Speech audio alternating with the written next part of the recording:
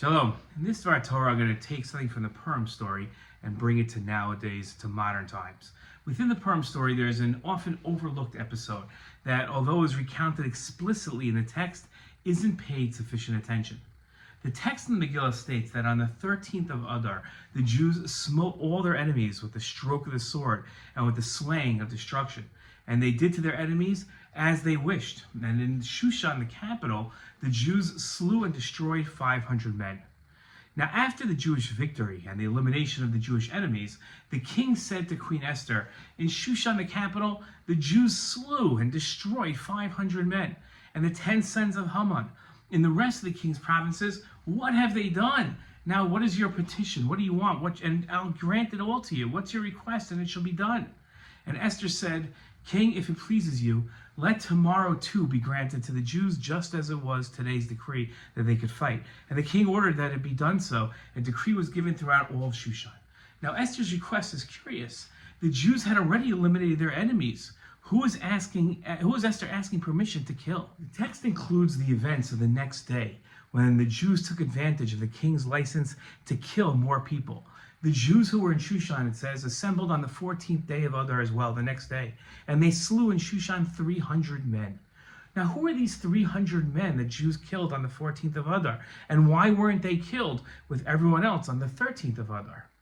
To enact Haman's scheme of wiping out the Jewish people, two groups of Persians were necessary. There were the strategists who thought of the plan and devised strategies to carry it out, and there were the average Persians spread throughout the 127 provinces who were the foot soldiers, those responsible to do the actual killing. The Megillah states that by the 13th of Adar, the foot soldiers were terrified of the Jews. Their Jewish targets were given license to carry arms and to defend themselves. The day started and the Jews defended themselves against their neighbors' genocidal plans.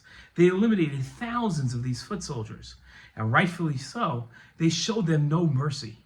Their defeat was so overwhelming, Persians who didn't participate began converting en masse to Judaism.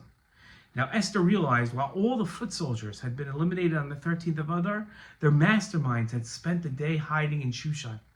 As long as the masterminds were allowed to live on, the chance of another Purim scheme against the Jews was possible. Those 300 masterminds needed to be hunted down from their hiding spots in Shushan and eliminated.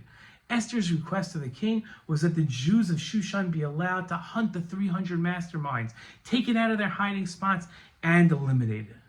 The relevance to today is obvious. For too many years, Israel would fight its Palestinian enemies in Gaza and Judea and Samaria, eliminate most of them, but allowed its enemies to live another day. Today, Israel is facing the same exact scenario.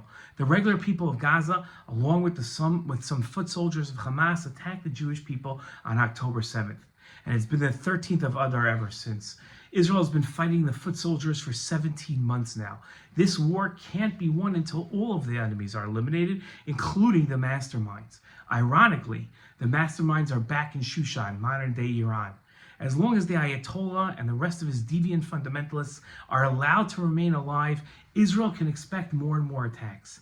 They might not all be as bad as October 7th, but eventually there will be attacks that are even worse. The only way of preventing the attack is by eliminating the masterminds. That's what Esther taught us. It is time the Ayatollah and the rest of the Iranian leadership were eliminated forever. Happy Purim.